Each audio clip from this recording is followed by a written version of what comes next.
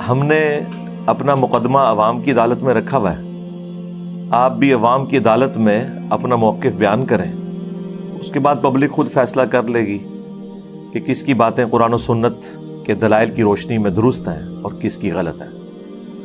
یہ بار بار یہ ڈیمانڈ کرنا, سامنے بٹھانا, تو پہلے تو الزامی جواب کے طور پہ میں عرض کروں گا ان تمام علماء سے, کیا آپ خود آپس میں ایک دوسرے کے ساتھ بیٹھ کے معاملات سیٹل کر چکے ہوئے ہیں؟ صدیوں سے آپ لوگوں نے فرقے بنائے ہوئے ہیں, ایک دوسرے کی تکفیر کرتے ہیں, ایک دوسرے کے پیچھے نمازیں پڑھنے کے قائل نہیں ہیں, اور یہ وہ باتیں ہیں جو آپ کے بڑے بزرگوں نے ریٹن میں لکھ کے دی نہیں ہیں. یہ زبانی کلامی باتیں نہیں ہیں. زبانی کلامی باتیں ہوں تو علماء بھاگ بھی سکتے ہیں کہ جی یہ تو ہمارے ایک چھوٹے مولوی نے ایسی بات کر دی, ہمارے بزرگوں کی تو ایسی کوئی تعلیمات نہیں ہے. آپ کے بزرگوں نے باقاعدہ ریٹن میں ایک دوسرے کو اسلام سے باہر نکالا ہوا ہے, اور آج تک آپ کے جو فرقہ واریت کی لکیریں ہیں وہ انہی بزرگوں کی وجہ سے قائم ہیں. انہی بزرگوں کے اوپر آپ کے فرقے کھڑے ہوئے ہیں, آپ ان سے اختلاف رائے نہیں کر سکتے. تو جب ان کے ماننے والے خود ایک پلیٹ فارم پہ بیٹھ کے کسی رزلٹ تک نہیں پہنچ رہے تو مجھے بٹھا کے آپ نے کیا لینا ہے؟ مجھے تو کوئی پہلے دن سے اس حوالے سے شوق نہیں ہے کسی کے ساتھ بیٹھنے کا. اس کی وجہ یہ ہے کہ پرانے جو مناظرے ہیں, اگر آپ ان کی ویڈیوز دیکھیں تو کس طریقے سے ایک دوسرے کو گالی گلوچ کرتے ہیں اور اینڈ پہ ایک دوسرے کو کافر کہہ کے اٹھتے ہیں. آج تک کسی مناظرے کا کوئی رزلٹ یہ نہیں نکلا کہ مخالف جماعت کی بات کسی نے ایکسیپٹ کر لی ہو. تو اب کون سا ایسا مسئلہ ہو جانا ہے؟ پھر کہتے ہیں جی سامنے بیٹھیں گے تو پھر بات کریں گے. میرے سامنے بیٹھنے سے آپ کے اندر کوئی ایسی کوئی کمپیٹنسی پیدا ہو جائے گی کہ مجھے دیکھتے ہی آپ کو دماغ میں قرآن و سنت کے حوالے آمد ہونا شروع ہو جائیں گے جو آج تک آپ کے بزرگوں کو نہیں ہوئے. میری برکت سے آپ کے دماغ میں وہ چیزیں, جس طرح شاعر کے دماغ میں شاعری آنا شروع ہو جاتی ہے, یہ ہو جائے گا. تو ایسا بھی کوئی نہیں ہونا. تو آپ اپنا مقدمہ عوام کی عدالت میں رکھیں اور عوام خود فیصلہ کرے گی کہ کون بندہ جو ہے وہ اپنے بزرگوں کی تعلیمات کو لے کے چل رہا ہے اور کون قرآن و سنت کی تعلیمات عوام کے سامنے پیش کر رہا ہے. کیونکہ اس طرح کے بیٹھنے میں, مناظرے کرنے میں, مجادلے کرنے میں الٹیمیٹلی گالی گلوچ اور تکفیریت تک ہی بات پہنچتی ہے. پھر بھی میں نے ایز اے لاسٹ ریزارٹ یہ کہا تھا کہ اگر آپ کو بہت زیادہ شوق ہے نا تو بڑا آسان سا حل ہے. چونکہ آپ لوگ یہ کلیم کرتے ہیں میرے بارے میں کہ میں نے ایک نیا فرقہ لانچ کر دیا ہے بقول آپ کے, تو اس فرقے کا بانی پھر آپ نے مجھے ڈکلیئر کر دیا, تو مقابلے پر بھی پھر آپ کے فرقوں کے بڑوں کو آنا چاہیے. آپ میں تو کئی فرقے ایسے ہیں جن کی تعداد بھی ہمارے اسٹوڈنٹ سے کم ہے, ایٹ لیسٹ ان کے تو بڑے کو سامنے آنا چاہیے نا.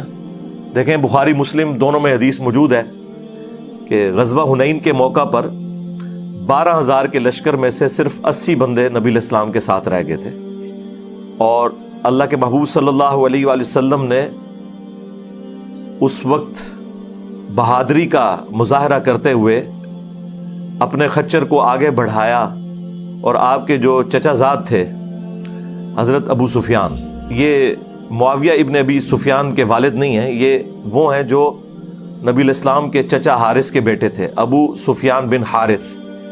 وہ نبی علیہ السلام کے خچر کی مہار پکڑے ہوئے تھے, اور نبی علیہ السلام فرنٹ سے 80 بندوں کو لے کر دشمنوں کی فوج میں تشریف لے گئے بنفس نفیس, یہ رجز پڑھتے ہوئے انا النبی لا کذب انا ابن عبد المطلب, میں نبی ہوں اس میں کوئی شک نہیں ہے, اس میں کوئی جھوٹی بات نہیں ہے, میں عبد المطلب کا بیٹا ہوں.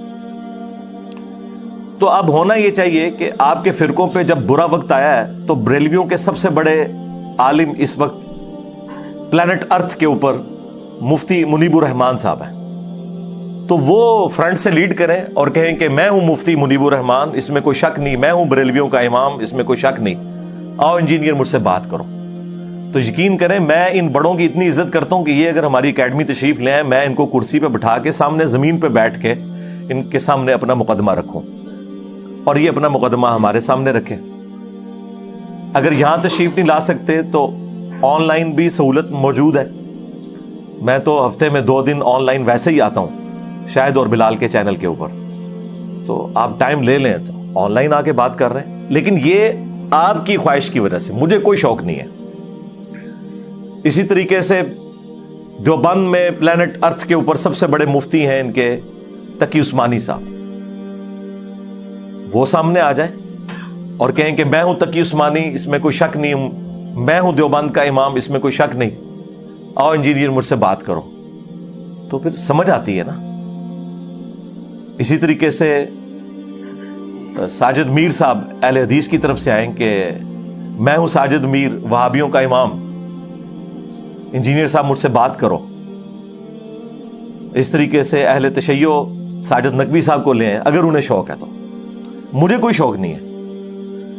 اب جب ہم یہ بات کرتے ہیں وہ کہتے ہیں نہیں ہمارے بڑے جو ہے نا جی ان کی کمپیٹنسی نہیں ہے مناظرے کی فیلڈ کی نا، تو اس میں تو چرب زبانی چاہیے ہوتی ہے، دلائل سے زیادہ اس کی ضرورت ہوتی ہے، تو ہمارے بزرگان دین میں اتنی چرب زبانی نہیں ہے کہ وہ انجینئر صاحب کے ساتھ بات کر سکیں۔ یہ ظاہر پبلکلی تو نہیں کہہ سکتے نا، ورنہ تو لوگ کہیں گے کہ ان کو پھر بڑا کیوں بنایا ہوا ہے، تو یہ اندر خانے یہ بات کرتے ہیں۔ تو پھر دلیر بنے، یہ بڑے کہیں کہ ہمارے اندر کمپیٹنسی نہیں ہے، اگرچہ ہمیں ان لوگوں نے امیر بنا دیا لیکن ہمارے اندر کمپیٹنسی نہیں ہے کہ اپنے فرقے کا دفاع کر سکے۔ اندازہ کریں جب فرقے کا بڑا اپنے فرقے کا دفاع نہیں کر سکتا، اس فرقے کی کمزوری اس سے بڑی اور کیا آپ کے اوپر ہم ہائیلائٹ کریں کہ جو فرقے کا بڑا ہے وہ کہتا ہے میں نہیں دفاع کر سکتا، وہ کہتے ہیں نہیں ایک فیلڈ ہوتی ہے تو ہم کوئی بچہ لانچ کریں گے اپنی طرف سے۔ تو میں نے اس میں بھی کہا تھا ٹھیک ہے، لیکن اس کے لیے شرط یہ ہے کہ ویڈیو میں آ کے آپ یہ مانیں کہ میری یہ فیلڈ نہیں ہے، میری کمپیٹنسی نہیں ہے، میں نہیں دفاع کر سکتا، البتہ میری طرف سے یہ ایک میرا برخوردار ہے، اس کی جیت میری جیت، اس کی ہار میری ہار، اور میری ہار میرے فرقے کی ہار ہے، یہ میں اپنی طرف سے لانچ کر رہا ہوں، لیکن ویڈیو میں آ کے کلیم کریں، یہ لکھ لکھا کے نہیں، یعنی ایک ٹکٹ میں آپ دو مزے نہیں کر سکتے، وہ ویڈیو چڑھے تو صحیح جناب، ہم اسے اپنے چینل سے شیئر کروائیں گے اور پھر بتائیں گے دیکھیں جی آپ یہ نکلے ہیں۔ چلیں سالوں بعد ہی اپنے بزرگوں کو انہوں نے ہوا تو لگوائی ہے، باہر انہوں نے پبلک میں ان کو پیش تو کیا ہے، اور یہ بھی ان کے شوق کی وجہ سے۔ مجھے کوئی ایک رتی برابر بھی شوق نہیں، مجھے کیا حاجت ہے کہ میں ان لوگوں کے ساتھ بات کروں جن کے بڑے بزرگوں نے اپنے ناموں کے کلمے پڑھائے اور یہ لوگ ان کلموں کو ڈیفینڈ کر رہے ہیں، ان کا کیا علمی لیول ہے کہ ان کے ساتھ بات کی جائے۔ یہ تو ہمارے اسٹوڈنٹ کے ساتھ بھی بات نہیں کر سکتے، لیکن چلیں آئے اپنے بزرگوں کے عقائد کا دفاع کریں۔ پہلی چیز عقیدہ، عقیدہ توحید کے اوپر بات کریں، عقیدہ ختم نبوت کے اوپر بات کریں، تاکہ پتہ چلے کہ کن کن لوگوں نے ختم نبوت کے اوپر ڈاکہ مارا ہے، اور بات ہوگی آپ کے بزرگوں کی کتابوں سے، وہ ہم رکھیں گے۔ اور اس کا جو طریقہ کار ہے وہ یہ ہے کہ 10 منٹ میں آپ اپنا مقدمہ پیش کریں، 10 منٹ میں میں اپنا مقدمہ پیش کروں گا، پھر 10 منٹ میں آپ ریبٹل کریں، پھر میں 10 منٹ میں ریبٹل کر دوں گا۔ آپس میں ایک دوسرے کے ساتھ کوئی انٹریکشن اس حوالے سے نہیں ہوگا، اپنا اپنا مقدمہ اپنے عوام کی عدالت میں رکھنا ہے، کیونکہ ایک دوسرے کے ساتھ بات کریں نا تو اور طرح کی بحثیں شروع ہو جاتی ہیں، اس میں کوئی کسی کا علمی فائدہ نہیں ہوتا، کسی کو بات سمجھ نہیں آتی۔ ایک مولانا صاحب جو ہیں وہ میدان عمل میں اترے ہیں اور وہ کہتے ہیں جی مجھ سے 10 لاکھ روپے لے لو اور انجینئر کو جو ہے نا لا کے ہمارے سامنے بٹھا دو۔ میں عرض کروں گا یہ 10 لاکھ روپیہ آپ نے کمایا کیسے ہے؟ آپ نے لوگوں سے چندے اس لیے اکٹھے کیے تھے کہ آپ دین کے کام میں صرف کریں گے، تو یہ آپ حرام خوری کر رہے ہیں، خیانت کر رہے ہیں کہ لوگوں سے چندوں کے پیسے لے کے مجھے دے رہے ہیں یا اس شخص کو دے رہے ہیں کہ جو مجھے آپ کے ساتھ بٹھا دے۔ آپ کے پاس تو یہ اتھارٹی نہیں ہے کہ آپ نے لوگوں کا مال اللہ کی راہ میں خرچ کرنے کے لیے لیا تھا اور اپنے نفس کی تسکین کی خاطر آپ کہہ رہے ہیں جی 10 لاکھ روپے دوں گا، اپنی جیب سے دینا، تیرا کیا سورس آف انکم ہے؟ چھوٹی چھوٹی مسجدوں کے یہ لوگ امام ہیں جہاں ڈکلیئرڈ تنخواہ 25,000 ہے، لیکن ان لوگوں کا روزانہ کا خرچہ 25,000 سے زیادہ ہے، چندوں سے کھاتے ہیں۔ محنت سے کمایا ہو تو پھر بندہ یہ کہتا ہے وہ بھی اچھا لگتا ہے۔ تو میں پھر الزامی جواب کے طور پر انہیں کہوں گا کہ تم کہہ رہے ہو نا 10 لاکھ، میں تمہیں اپنی حلال کی کمائی سے 20 لاکھ روپیہ دوں گا، لاؤ اپنے بڑے کو میرے سامنے بٹھاؤ، ساجد میر کو بٹھا دو، تقی عثمانی صاحب کو بٹھا دو، مفتی منیب صاحب کو بٹھا دو، اور یہ بھی تمہاری خواہش کے اوپر۔ تم تو 10 لاکھ کہہ رہے تھے، مجھ سے 20 لاکھ لے لو، اور ٹائم قیامت تک ہے، اور یہ حلال کا 20 لاکھ روپیہ چندوں کا کمایا ہوا نہیں ہے، یہ میری خون پسینے کی کمائی میں سے، اور یہ 20 لاکھ روپیہ دے کے اگر تم لوگوں کا فرقہ ختم ہوتا ہے تو مجھے کوئی آر نہیں اس میں، لیکن لاؤ بڑے کو بٹھاؤ سامنے۔ تو اب آپ کو پتا چل جائے گا یہ کدھر ادھر ادھر بھاگنے کی کوشش کریں گے. اور یہ میں اس لیے جواب دے رہا ہوں کہ ہمارے بھی بعض اوقات کوئی بھولے بالے قسم کے اسٹوڈنٹس ہیں, وہ ان کو شیطان وسوسہ دلا دیتا ہے کہ جی کیا حرج ہے, انجینئر صاحب بیٹھ ہی جائے نا, ان کے پاس کون سے دلائل ہیں, لو جی بیٹھنے سے میں تیار ہوں, لے آؤ وڈے نو آلو آؤ. آپ کا کیا خیال ہے یہ تیار ہوں گے؟ کبھی بھی نہیں. ان بڑوں نے کب کام آنا ہے؟ ان کے بڑے اسی لیے ہوتے ہیں نا جب مشکل وقت آئے. ہمارے صحابہ کرام پہ مشکل وقت آیا, 12,000 کا لشکر حضور کو چھوڑ گیا. غزوہ حنین کے موقع پر بخاری مسلم میں آیا کہ نبی علیہ السلام اکیلے آگے بڑھے اس حال میں کہ آپ کے خچر کی مہار ابو سفیان بن حارث رضی اللہ تعالیٰ عنہ نے تھامی ہوئی تھی, اور 80 بندے صرف حضور کے ساتھ تھے, اور نبی علیہ السلام کہہ رہے تھے انا النبی لا کذب, انا ابن عبد المطلب, میں نبی ہوں, اس میں کوئی جھوٹی بات نہیں, میں عبد المطلب کا بیٹا ہوں. تو تم لوگ بھی آگے بڑھو کہ میں بریلوی ہوں, اس میں کوئی شک نہیں, میں بریلویوں کا امام ہوں, میں ہوں مفتی منیب, اس میں کوئی شک نہیں. آؤ انجینئر مجھ سے بات کرو, میں ہوں مفتی تقی عثمانی دیوبند کا امام, اس میں کوئی شک نہیں, آؤ انجینئر مجھ سے بات کرو.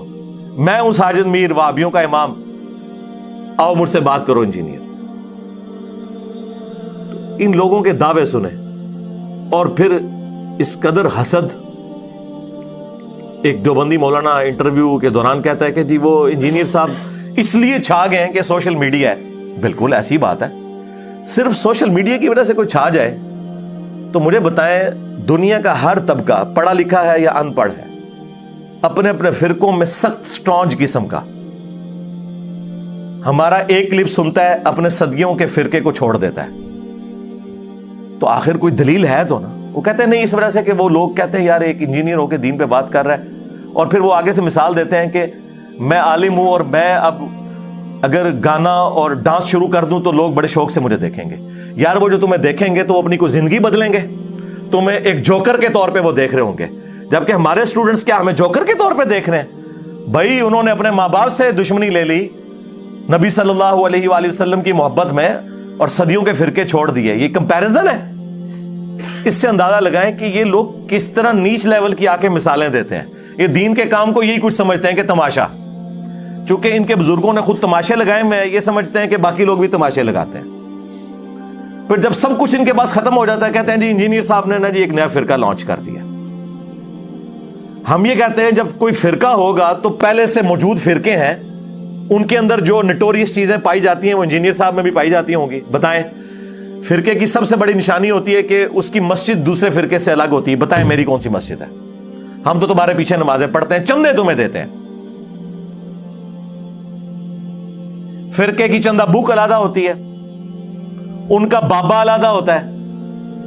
ہمارا کون سا بابا ہے؟ ہم تو بار بار کہتے ہیں کہ ہم اسے اپنا بابا جان مانتے ہیں جن کی قبر مدینے میں ہے. النبی اولی بالمؤمنین من انفسہم وازواجہ امہاتہم, نبی تمہاری جانوں سے بڑھ کر تم پر حق رکھتے ہیں, اور نبی کی بیویاں امت کی مائیں ہیں صلی اللہ علیہ وآلہ وسلم.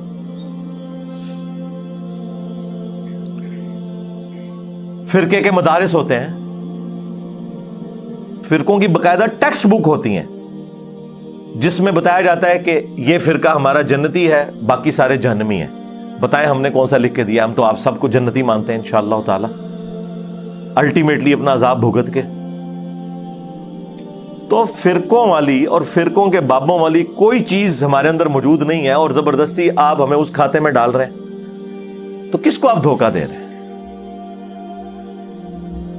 عوام گھاس کھاتی ہے, عوام کو نہیں پتا کہ یہ ایسے ہوتا ہے کیا.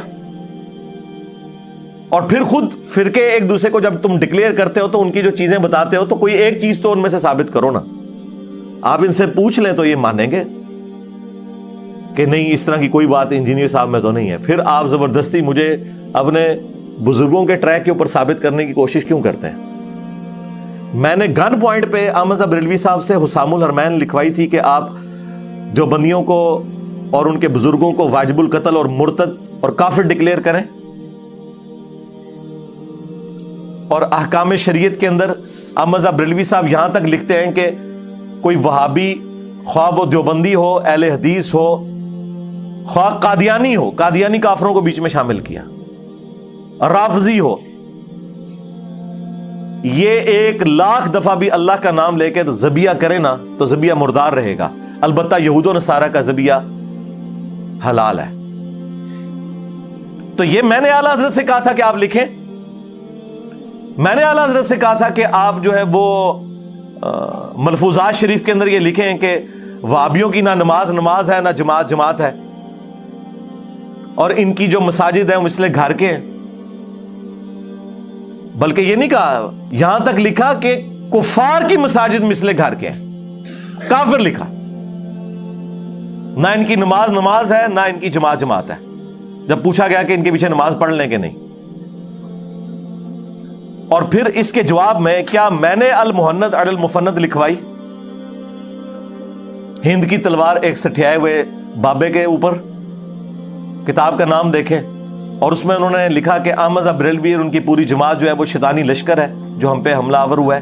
علماء دیوبند رضی اللہ عنہم لکھا اپنے بزرگوں کو. اور اسی کتاب میں انہوں نے اہل حدیث کے لیے لکھا کہ وہابی جو ہے خوارج کی ایک جماعت ہے جنہوں نے حرمین کی زمین کے اوپر قبضہ کر لیا تھا, اور پھر اللہ تعالیٰ نے ان کی شوکت توڑ دی. کیونکہ جس زمانے میں وہ ان کے ابن عابدین شامی نے لکھا تھا, اس وقت غلبے کے بعد دوبارہ سے ان کا غلبہ ٹوٹ گیا تھا عثمانیوں کی وجہ سے. لیکن انہیں کیا پتا تھا کہ ان کے مرنے کے بعد پھر دوبارہ سے وہاں پہ سعودی حکومت بن جائے گی جو آج تک قائم ہے. یہ تم لوگوں کے بزرگوں نے ایک دوسرے کو کافر قرار دیا ہے. اور البریلویہ کتاب کے اندر انہوں نے احمد بریلوی صاحب کے اوپر جو جھوٹ منسوب کیے, جو کفری عقیدے منسوب کیے, یہ میں نے اسے کہا تھا کہ آپ لکھیں. تو آپ ایک دوسرے کو خود کافر قرار دے کے گئے ہیں, اور آج جب آپ کو میں ایکسپوز کر رہا ہوں تو آپ کہہ رہے ہیں اس نے نیا فرقہ بنا لیا. نیا فرقہ بنایا ہوتا تو میرے بھائی کوئی مسجد ہوتی, کوئی مدرسہ ہوتا, کوئی چندہ بک ہوتی, کوئی سٹوڈنٹس میں نے لانچ کیے ہوتے اس کام کے لیے کہ لوگوں کو میرا مرید بنایا جائے. نہیں, جو بندہ اپنی جیب سے آپ کو کھلائے, چندے بھی آپ کو دے, آپ کی مساجد میں نماز پڑھے, اور اپنے سٹوڈنٹس کو بھی کہے کہ آپ نے انہی کے پیچھے نمازیں پڑھنی ہیں, اس شخص کے بارے میں یہ جھوٹ بولنا. تمہارے بزرگوں کی جتنی خامیاں ہیں نا, ان میں سے کوئی ایک بھی میرے اندر نہیں پائی جاتی. خوبیاں تو ان کے اندر کیا ہوں گی, کوئی ہے تو ہمیں بتا دیں. اس سے بڑی کیا خامی ہوگی کہ ایک دوسرے کو اسلام سے نکال کے گئے ہوئے ہیں. تو جان بوجھ کے بار بار جی ہمارے سامنے بٹھا دو. تو یہ میں ان کو کیا کلیریفیکیشن دے رہا ہوں, اپنے اسٹوڈنٹس کو کہہ رہا ہوں کہ اب the damage has been done. سیدھی سی بات ہے, ان کو کوئی رسپانس کرنے کی ضرورت نہیں ہے. ان کو جو کوئی رسپانس کرنے کی ضرورت پڑی وہ ہم اپنے اس مین پلیٹ فارم سے کر دیں گے, جس طرح آج میں نے ان کو کہا ہے کہ ٹھیک ہے, پہلے مانو کہ تمہارے بزرگ اس قابل نہیں ہیں, اور جو 10-10 لاکھ کی آفریں لگا رہے ہو, 20 لاکھ مجھ سے لے لو, اپنے بابے کو میرے سامنے بٹھا دو. اگر یہی معیار ہے نا حق اور باطل کو جانچنے کا, ٹھیک ہے, میں تو نہیں بیٹھ رہا نا 10 لاکھ لے کے, 20 لاکھ لے کے تم بٹھا دو نا سامنے, تو ٹھیک ہے, تمہارا فرقہ بھی ٹھیک ہو جائے گا, خود پبلک فیصلہ کر لے گی. تم نہ بیٹھو تو اس کا مطلب ہے کہ پھر ہم جیت گئے. اب کیونکہ بولی جو اینڈ پہ لگاتا ہے وہ جیتتا ہے نا, تو میں نے تو 20 لاکھ کہہ دیا, بٹھاؤ اپنا بڑا. کوئی نہیں بیٹھ سکتا. ان کو پتا ہے کہ ان کے بزرگوں نے وہ کارنامے کیے ہیں کہ جس کا دفاع ممکن نہیں ہے. کس کی جرت ہے کہ چشتی رسول اللہ کا دفاع کرے, اشرف علی رسول اللہ کا دفاع کرے, ٹھیک ہے. نہ یہ بہانہ کر سکتے ہیں کہ کتابیں چینج ہو گئیں, میں دکھاؤں گا کہ یہ پرانے مناظروں میں ان چیزوں کا دفاع کرتے رہے. یہ بھاگ کے کہیں جا ہی نہیں سکتے, ان کے پاس بچنے کا کوئی راستہ نہیں ہے سوائے اس کے کہ یہ اعلان کر دیں خود سے کہ نہ میں وابی نہ میں بابی, میں ہوں مسلم علمی کتابی. ہاں جی, سیدھی سی بات ہے. اور یہ ہم صرف ریکویسٹ عوام کے سامنے رکھ رہے ہیں کہ مرنے سے پہلے اے مسلمان کر لے اس پہ غور.